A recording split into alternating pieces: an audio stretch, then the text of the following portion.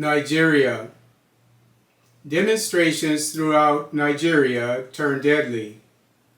On Thursday, August 1st, 2024, in response to #EndBadGovernance, the Nigerian police fired tear gas and in some cases live rounds to disperse Gen Z protesters throughout the country, demonstrating against several social ills.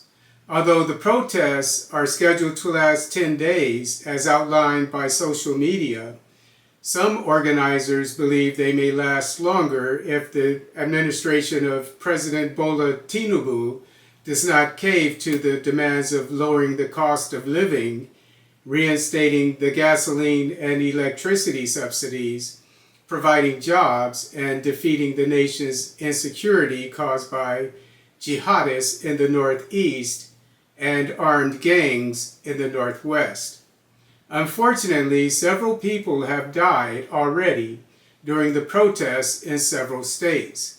As stated in the Daily Post, at least 4 people were killed in Niger State by security personnel as they dispersed demonstrators who had erected barricades on the Abuja-Kaduna highway.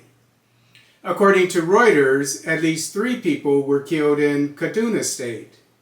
As mentioned by the Vanguard, a stray bullet from a police officer killed a merchant in his office when protesters blocked the federal highway in the town of Yauri.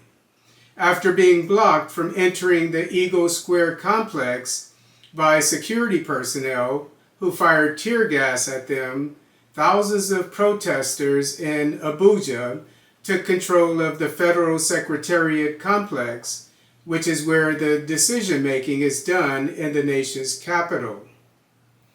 Demonstrators in Kano, Nigeria's second-largest city, tried to light bonfires outside the state governor's office before being dispersed by police with tear gas. Protesters in Maiduguri, the capital of Borno State, demonstrated peacefully along the Gomari Airport Ward. Youths brandished placards saying "Ba Maso," which means "we don't agree" in the Hausa language.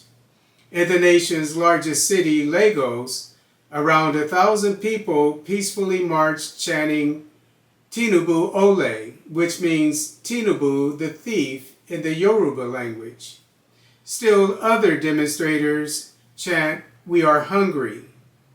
As reported by Reuters, after assuming office over a year ago, Tinubu removed the fuel subsidies, devalued the national currency, the naira, and increased the electricity tax, causing inflation to reach a 28-year high of 34%.